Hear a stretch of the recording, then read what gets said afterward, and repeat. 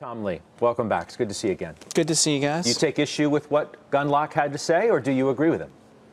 I think it's just a matter of semantics, because to me, the word bear market is a decline that precedes an economic downturn. And I think the market is pricing in a downturn that is not even as close as people think. The PMIs are still really healthy.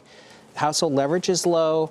Capacity utilization's not near the peak. I just think people have looked at the weakness in the rest of the world and think it affects the U.S., and that has never happened. Right? How could it not? So it's never happened. So a business cycle, so we've looked at business cycles since 1900. There's not been a single recession in the U.S. that started elsewhere. So U.S. recessions drive global recessions, but recessions outside the U.S. don't necessarily have to affect the U.S. You think a strong rally is still possible between now and the end of the year? You say that's your base case. Yes. How can that be your base case and not your best case? My brain is wondering if I'm using the right terminology, but So's mine. Yeah. But I think everybody's off sides right now. Today, risk tolerance is so low that even yesterday, we know clients that basically said, I'm so nervous, I'm just taking more money off the table. So people are either positioned for a flat market or a down market.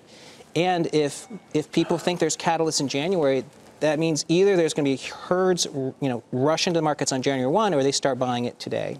So that's exactly what's wrong with the market. Stephanie mentioned and Jim mentioned that the market has not been responding to good news. The market hasn't been responding to good news since we got the quarterly earnings. Quarterly earnings were fine. The market did not respond to that. So I think when we use the term bear market, there's a little bit more. Let me ask you this. So you make a good point.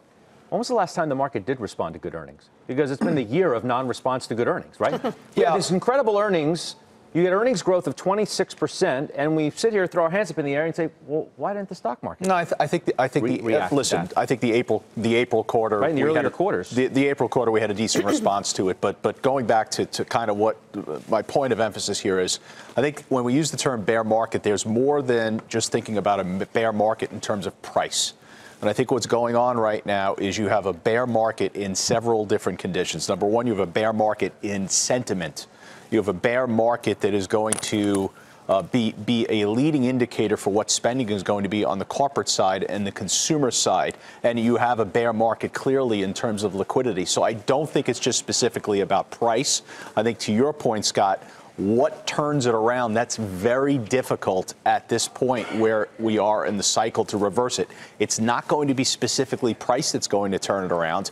Possibly it is going to be earnings that reverses it, but it is going to have to be a collaboration that brings liquidity back into the market and reverses this negative sentiment. Sentiment has absolutely imploded in the last 4 weeks, and I don't know if we're going to get the economic evidence on that implosion until we go into 2019. You keep talking about liquidity. You mentioned in some of your notes today, liquidity is concerned. You want to explain exactly what you see that is so worrying to you, and why maybe the market is reacting the way it is in certain instances? Sure. So as simplistically as I can put it, I think in response to the VIX spike on February 5th, what you've witnessed is we think of liquidity in terms of volume, and I think that's the wrong way to think of it.